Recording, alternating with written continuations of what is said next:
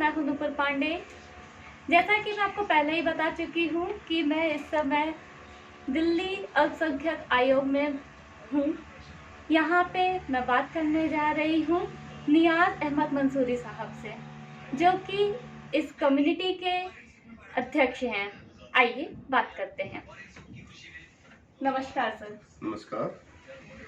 आप लोग यहाँ पे आज आप लोगों की मीटिंग थी, तो यहाँ पे इस तरीके का क्या खास था जो आप लोग यहाँ पे आए? यहाँ पे आप लोग मीटिंग कंडक्ट कर रहे हैं बैठ के, कि इतने सारे लोगों को मैं देख रही हूँ साथ में। तो आप लोग किस मुद्दा, आप लोग का क्या मुद्दा, आपका क्या मोटिव क्या है यहाँ पे आने का? आज दिल्ली माइनॉरिटी कमीशन की एडवाइजरी कमेटी की मीटिंग थी, जिसको संबोधित यहाँ के चेयरमैन, दिल्ली माइनॉरिटी कमीशन के चेयरमैन जाकिर खान साहब ने संबोधित किया और दिल्ली माइनॉरिटी कमीशन किस तरीके से लोगों की मदद कर सके इस संदर्भ में बात की गई। उसमें काफ़ी सारे मुद्दे और इशू लोग जाने, आने वाले समय में माइनॉरिटी के अधिकारों का किस तरीके से हम काम कर सकते हैं इस बारे में बताया गया। माइनॉरिटी कमीशन किस किस सेक्टर में काम करती है ये चीज़ बताई गई। दिल्ली माइनॉरिटी कमीशन के अंदर 6 कम्युनिटी आती हैं: मुस्लिम, सिख, ईसाई, बुद्ध, पारसी और जैन समुदाय के लोग माइनॉरिटी कमीशन में आते हैं और इन सबको माइनॉरिटी कमीशन काम करती है। हम लोग इसमें एडवाइजरी कमेटी और पीस कमेटी के अंदर जुड़े हुए लोग हैं, काफ़ी लोग। पीस कमेटी का काम होता है कि माइनॉरिटी के खिलाफ कहीं पर भी कोई अत्याचार या कुछ होता है तो उसको थाने में जाकर पीस के उसकी रक्षा करना और उनके बातों को आगे रखना। एडवाइजरी कमेटी माइनॉरिटी के लिए हकूक़ों की लड़ाई लड़ती है। अगर किसी माइनॉरिटी को कुछ तरीके से परेशानी हो रही है तो वो एडवाइजरी कमेटी यहाँ पर आकर उसकी शिकायत दर्ज करा के उसके लिए काम करती है और कैसे माइनॉरिटी के अधिकारों को काम किया जाए ये एडवाइजरी अपने सुझाव रखती है। तो हम सबके सुझाव चेयरमैन साहब ने बखूबी सुने और उन पर काफ़ी हद तक वो सहमत हैं और मिलकर काम करने का हमें आश्वासन दिया है। पता नहीं, इतनी सारी जानकारी हमको देने के लिए धन्यवाद। अभी आज की जो मीटिंग थी इसमें ऐसा क्या खास हुआ, ऐसा क्या था कि आप लोगों के आगे और क्या बात हुई इन सब चीज़ों को लेकर के? ऐसा क्या आप लोग आगे करने वाले हैं जिससे हमारी माइनॉरिटीज़ जितनी भी हैं तो उनको कुछ फ़ायदा होगा?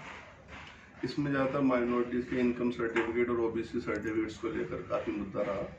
तो इस तरीके के सर्टिफिकेट कैसे बने, चेयरमैन साहब ने भरोसा दिया है कि जो भी इलाके के डीएम हैं, अधिकारी हैं, आप लोग उनके फॉर्म सबमिट करा के उनकी एक एक कॉपी हमें दीजिए, उनको फॉलो दिल्ली माइनॉरिटी कमीशन करेगा। नियाज अहमद मंसूरी जी, हमसे बात करने के लिए धन्यवाद। आइए अब बात करते हैं यहाँ पे मौजूद तमाम सलाहकारों के साथ। जी नमस्कार सर। फिरदौस मंसूरी जी। मेरा जो अपना काम है खिदमत खल्क करना है। हिंदू, मुस्लिम, सिख, ईसाई कोई भी हो उसकी हेल्प करने के लिए हर टाइम मैं तैयार रहता हूँ। हमारे चेयरमैन साहब ने जो भी आदेश दिया है, जो गाइडेंस बताई है, उस पर चलने की मैं पूरी कोशिश करता हूँ। किस एरिए से? मैं सरकार आलम मंसूरी, कृष्णा नगर ज़िले से, ऑल इंडिया मंसूरी समाज प्रदेश उपाध्यक्ष। और अब आज जो मीटिंग हुई है हमारी यहाँ अवेयरनेस के लिए, चेयरमैन साहब ने जो हम लोगों को बताया है हम उस पर काम करेंगे और सब लोग मिलकर के काम करेंगे जिससे माइनॉरिटी का फ़ायदा होगा। अच्छा जी। जी मेरा नाम मतलूब अहमद है। मैं बाबरपुर विधानसभा से हूँ और गोपाल राय जी के विधानसभा से आता हूँ, उनके साथ मिलकर काम भी करता हूँ। और अभी ऑफिशियली तो नहीं, लेकिन मैं बाबरपुर विधानसभा का उपाध्यक्ष भी हूँ और इसमें माइनॉरिटी सेल में। लेकिन मैं सिर्फ यही चाहूँगा कि अब तक जो भी ये संघ से रिलेटेड आते हैं, माइनॉरिटी कमीशन से चेयरमैन बनते हैं, लोग काम करते हैं, लेकिन मुझे नहीं लगता कि अभी तक कोई भी ज़मीनी स्तर पर कुछ काम ऐसे हुए हैं। क्योंकि मैं देखता रहता हूँ कि उनके लिए कोई भी ऐसा नहीं होता कि भाई साल भर का कोई डेटा आता हो, वो उपलब्धियाँ क्या हैं, कितने लोगों को रोजगार दिया गया, कितने लोगों को अनुदान दिया गया, लोन दिया गया, कितने लोगों की शिक्षा स्तर पर काम किया गया, उनके लिए क्या, उनकी फलाई महदूद के लिए काम किया गया, तरक्की लिए क्या काम किया। मुझे नहीं लगता कि अभी तक कोई ऐसे काम हुए जिसकी वजह से बहुत ज़्यादा चिंतित रहता हूँ। तो मेरा मानना ये है कि अभी जैसे मान लीजिए जाकिर साहब को यहाँ पे ये मिला हम होगा, तो मैं ये उम्मीद करता हूँ कि जाकिर साहब थोड़ा एक्टिव भी हैं और काफ़ी कुछ मतलब ये कि ज़मीनी स्तर से जानते भी हैं और अपने खास करके क्षेत्र को वो अपना जितना पिछड़ापन है उसको मतलब बनाने के लिए शायद हमारे अरविंद केजरीवाल ने उनको बनाया है चेयरमैन अल्पसंख्यक आयोग का। तो मुझे उम्मीद है कि अभी उन्होंने ये बात कह रहे थे चेयरमैन साहब, जब ये मीटिंग चल रही थी, कि अभी हेल्प डेस्क बनाया जाएगा। सुनने में तो मुझे बहुत अच्छा लग रहा है कि हेल्प डेस्क बनाया जाएगा, लेकिन ये हेल्प डेस्क बनाया जाए, इस पर फिर ये इम्प्लीमेंटेशन भी हो कि लोगों को ये पता ही नहीं है कि अल्पसंख्यक आयोग में कि लोग किस तरीके से अल्पसंख्यक इसका फ़ायदा उठा सकते हैं। ना लोगों को ये पता कि मैं क्या उसमें शिक्षा मुझे क्या फ़ायदा मिलेगा, लोन कैसे मिलेगा, मुझे कौन सी फाइनेंशियल सुविधा मिलेगी, हेल्थ की सुविधा मिलेगी। तो बस मैं यही चाहूँगा कि एक बार जितने भी ये जिम्मेदारी दी गई, चाहे वो चेयरमैन साहब को, चाहे वो सलाहकार कमेटी को हो, सब मिलकर के काम करें और खाली यूं ही 5 साल में गुजार दें। बस जो भी काम हो इस तरीके से हो कि कम से कम ज़मीनी स्तर पर लोगों को फ़ायदा पहुंचे और कम से कम इतनी उपलब्धि तो हो कि अगले आने वाले 4 जब कार्यकाल खत्म हो तो हम अपने कम से कम ये कह सकें हमने इतने लोगों को फ़ायदा पहुंचाया। मेरी ऐसी उम्मीद भी और ऐसी मैं चाहता भी हूँ और मैं इसका खुद भी एनालिसिस करूँगा 4 साल के बाद कि क्या इसमें ये क्या मतलब उपलब्धि हमने हासिल की। बस मैं यही मेरी होप है। सर मैं एक बार फिर से आपके पास आना चाहती हूँ। जी। आपसे मेरा एक और सवाल है जी। कि जिस तरीके की चीजें इस समय चल रही हैं, तो आपको ऐसा क्या लगता है कि सरकार की ओर से इसमें डिले हो रहा है या जनता की ओर से डिले हो रहा है, या एक्सपेक्टेशंस किस लेवल की हैं? जिस तरीके से कमी आ रही है, लेवल्स पे कमी आ रही है, इसमें सरकार की कहीं ना कहीं गलती है या फिर हमारे जो बाकी के आयोग हैं या फिर जितने हमारी जनता की ओर से कोई सपोर्ट नहीं मिल रहा, ऐसा क्या है? बहुत सी जनता को हमारी मालूमात ही नहीं है इस बारे में कि क्या क्या चीज़ें यहाँ से उपलब्ध हैं, क्या क्या स्कीमें मिलती हैं, किसको क्या फ़ायदा होना चाहिए, इन चीज़ों का लोगों को पता ही नहीं है। बहुत सौ को बाहर जनता की भी कमी है, हमारे जनता को मालूमात होना चाहिए हर चीज़ की। अब यहाँ मीटिंग होती है, यहाँ सब आए मालूमात करें, चेयरमैन साहब विस्तार से बताते हैं कि चीज़ उसको आगे जाके बताएं, अपने वार्ड में बताएं, अपने विधानसभा में बताएं, अपनी लोकसभा में बताएं, आगे अवेयरनेस पैदा करें। जब भी लोगों को पता होगा, जब भी लोग यहाँ आएँ, अपनी अपनी समस्या लाएं, ऑनलाइन फॉर्म भरवाएं, जिसको जो दिक्कत है वो यहाँ से पूरी होगी इंशाल्लाह। अच्छा, धन्यवाद। दिल्ली अल्पसंख्यक आयोग के ऑफिस में यहाँ पे मेरे साथ इस समय मौजूद हैं श्री राशिद जी। आइए उनसे भी कुछ बातें करते हैं इससे जुड़ी हुई। नमस्कार सर। नमस्कार सर, बताएं यहाँ पे क्या खास चल रहा है, यहाँ पे क्या हो रहा है, यहाँ का काम का क्या पैटर्न है?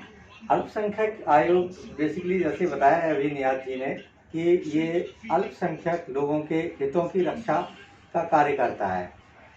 इसके साथ साथ बहुत सारे बेनिफिट्स वाले प्रोग्राम भी चलाता है, जैसे कि अभी आप यहाँ देख रहे हैं सामने की ट्यूशन फीस वापसी के लिए वित्तीय सहायता भी दी जाती है। मगर ये बात कितने लोगों पर, कितने अल्पसंख्यक व्यक्तियों तक पहुँचती है, ये मायने रखता है।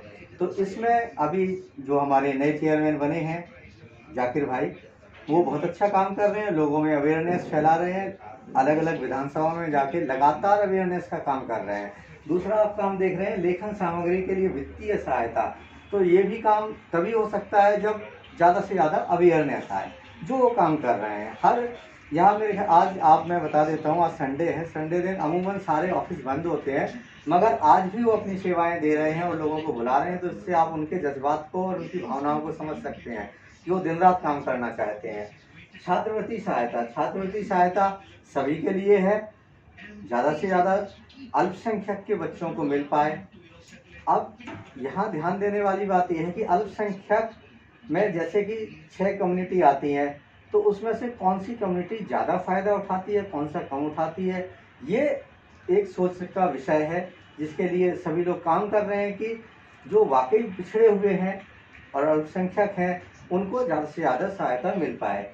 मेरिट छात्रवृत्ति सहायता, डॉक्टर भीमराव अम्बेडकर राज्य अवार्ड, ये इस प्रकार की सारी सुविधाएं कागज़ पे लिखी हुई, अभी जैसे बता रहे थे मखलूक भाई, कागज़ पे लिखी हुई सब अच्छी लगती हैं, मगर यथार्थ ज़मीन पर काम हो जाए वो सबसे बेस्ट है। और मेरे ख्याल से मुझे जहाँ तक लग रहा है कि जो हमारे नए चेयरमैन आए हैं वो ये काम बखूबी निभा रहे हैं। द हिल न्यूज़ से बात करने के लिए आप सब लोगों का बहुत बहुत शुक्रिया, धन्यवाद।